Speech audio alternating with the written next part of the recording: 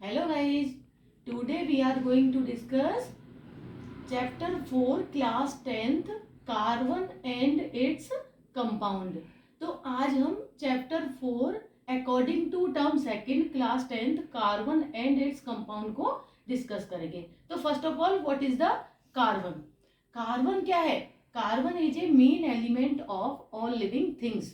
जितनी भी living things हैं लाइक प्लांट, एनिमल और जितनी भी यूनिवर्स के अंदर जो हमारी लिविंग थिंग्स हैं all are made of carbon. सभी किसकी बनी होती हैं? कार्बन की. तो कार्बन क्या है? Main constitute. लिविंग थिंग्स के अलावा जो presence of carbon in earth crust and atmosphere is quite small. जो हमारी अर्थ क्रस्ट है उसके अंदर जो कार्बन की अकरेंस है वो बहुत ही कम होती है. मतलब ना के बराबर 0.02% कार्बन मिलता है. ठीक वैसे ही जो मिनरल्स की फॉर्म में मिलता है, कार्बोनेट की फॉर्म में मिलता है और हमारा CNG, LPG, पेट्रोलियम एक्सेट्रा आदि की फॉर्म में एज ए फ्यूल. जो भी फ्यूल हम यूज करते हैं all are made of carbon. Carbon उसका मेन कंस्टिट्यूट होता है, चाहे आपका डीजल हो, चाहे पेट्रोल हो, या आपकी एटलीस्ट यहाँ तक कि आपकी वुड, कोल, पीट सब कार्बन से बने होते हैं. अब carbon it can form huge number of compound. Carbon जो है ह्यूज अमाउंट में कंपाउंड्स को फॉर्म करता है. It means number of compound बहुत ज़्यादा बनाने की इसकी कैपेसिटी या पावर या यूनिकनेस है इसकी कि ये बहुत सारे कंपाउंड्स फॉर्म करता है. इसलिए हम कार्बन को एक सेपरेट ब्रांच में ऑर्गेनिक केमिस्ट्री में इसकी स्टडी करते हैं. डीप स्टडी के लिए हम कौन सी केमिस्ट्री पढ़ते हैं? Organic chemistry. तो इट हैज सेपरेट ब्रांच. तो कार्बन की एक अपनी खुद की सेपरेट ब्रांच है ऑर्गेनिक केमिस्ट्री. ठीक है. Next, atomic number of the carbon. Carbon का जो एटॉमिक नंबर होता है वो होता है 6. ठीक. और मोलर एटॉमिक नंबर 6 होता है और molar mass of the carbon is 12. तो जो मोलर मास फॉर्म होता है वो प्रोटॉन प्लस न्यूट्रॉन दोनों को मिलाकर फॉर्म होता है. ठीक है. और कार्बन को जो हम इंडिकेट करते हैं, जो हम शो करते हैं, वो ये 12 शो करता है मोलर मास और ये है हमारा atomic number.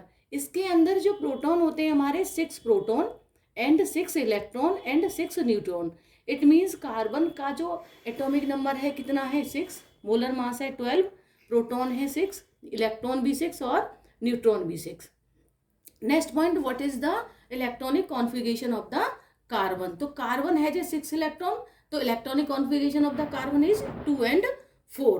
It means valence shell में कार्बन के कितने इलेक्ट्रॉन है? 4. It has valency of carbon 4. तो कार्बन की जो वैलेंसी है वो 4 है. अब 4 वैलेंसी क्यों है? इससे पहले हमें क्या पढ़ना पड़ेगा? What is the valency. तो वैलेंसी क्या है?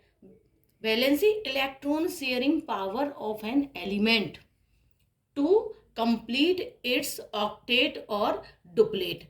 तो जो इलेक्ट्रॉनिक शेयरिंग पावर है किसी भी एलिमेंट की कंपाउंड को फॉर्म करने में, उसे हम कहते हैं वैलेंसी. क्योंकि जितने भी हमारे कंपाउंड्स हैं all are stable only has a 8 electron has a valence shell. जो ये हमारी वैलेंस सेल होती है, valence shell carbon first shell has a 2 electron और second shell has a 4 electron according to electronic configuration. आपने देखा electronic configuration क्या था कार्बन का? 2 and 4. तो फर्स्ट सेल में कितने इलेक्ट्रॉन है? 2. और सेकंड सेल में कितने इलेक्ट्रॉन है हमारे? 4. तो जो 4 इलेक्ट्रॉन है इनको स्टेबल होने के लिए कितने इलेक्ट्रॉन की जरूरत है? 4 की. इसलिए कार्बन के जितने भी कंपाउंड हैं उन सब की वैलेंसी कितनी होनी चाहिए? ऑक्टेट रूल के अकॉर्डिंग क्या होना चाहिए? ऑक्टेट रूल के अकॉर्डिंग ये होना चाहिए कि कार्बन को कितने बॉन्ड फॉर्म करने पड़ेंगे? 4. कितने इलेक्ट्रॉन की शेयरिंग करनी पड़ेगी? 4 की. जैसे फॉर एग्जांपल हम इसे एक एग्जांपल से समझते हैं, CH4 मीथेन. ठीक है. Methane and carbon dioxide. अब यहाँ पर देखो कार्बन की वैलेंस सेल में कितने इलेक्ट्रॉन है? 4. ठीक है. अब ये क्या कर रहा है? 4 हाइड्रोजन के साथ शेयरिंग कर रहा है. ठीक है ना. अब कार्बन की वैलेंस सेल में 4 है तो यहाँ पे कितने इलेक्ट्रॉन हो गए? 5, 6, 7 और 8. इट मीन्स कार्बन की वैलेंसी कितनी निकल के आई? इसमें से 4 निकल कर आई. क्यों? क्योंकि कार्बन का ऑक्टेट कब कंप्लीट हुआ, जब उसने 4 हाइड्रोजन के साथ बॉन्डिंग की, तभी तो मीथेन स्टेबल हुआ, तभी तो मीथेन गैस हम उसे कह सकते हैं। अगर इसमें से एक कार्बन को अगर हम हटा देते हैं तो क्या हो जाएगा CH3, और CH3 कैसा कंपाउंड है, अनस्टेबल कंपाउंड, वो कभी भी स्टेबल नहीं होगा। तो ऑक्टेट रूल ये कहता है, अकॉर्डिंग टू ऑक्टेट रूल, कि बैलेंस सेल के अंदर कितने इलेक्ट्रॉन होने चाहिए, 8। जैसे सपोज एक दूसरा अनदर एग्जांपल से समझते हैं, जैसे कार्बन CO2। अब यहाँ पे क्या हो रहा है, ऑक्सीजन है, ऑक्सीजन का एटॉमिक नंबर कितना है, 8, तो 2 6 लिखेंगे। अब बैलेंस सेल में जब 2 6 इलेक्ट्रॉन है तो ऑक्सीजन को कितने इलेक्ट्रॉन की जरूरत है, 2 इलेक्ट्रॉन की। और यहाँ पर कार्बन की बैलेंस सेल में कितने इलेक्ट्रॉन है, 4, तो यहाँ पर 2 इलेक्ट्रॉन की शेयरिंग की, तो ऑक्सीजन का ऑक्टेट कंप्लीट हुआ, 6 प्लस 2 बॉन्ड इसने कार्बन के साथ बनाए, तो ऑक्सीजन स्टेबल हो गया।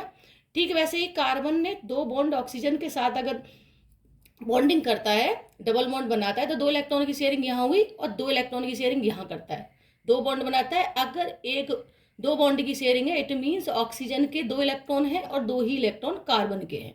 ठीक है, तो कार्बन की बैलेंस शेयर में 4 इलेक्ट्रॉन थे, तो 2 ने शेयरिंग की ऑक्सीजन के साथ और 2 ने शेयरिंग की दूसरी ऑक्सीजन के साथ। तो अब कार्बन का ऑक्टेट कंप्लीट हुआ, 4 प्लस 4 इलेक्ट्रॉन की शेयरिंग हुई, तो 8 कार्बन का ऑक्टेट कंप्लीट होने में 8 इलेक्ट्रॉन कार्बन के पास हो गए, और ऑक्सीजन ने 2 की शेयरिंग की, तो दोनों की बैलेंस सेल में कितने इलेक्ट्रॉन हो गए, 8 और 8। इसलिए CO2 इस ऑक्टेट रूल को फॉलो करता है, और CO2 क्या है, एक स्टेबल कंपाउंड और एक गैस फॉर्म में हमें मिलता है। Thank you.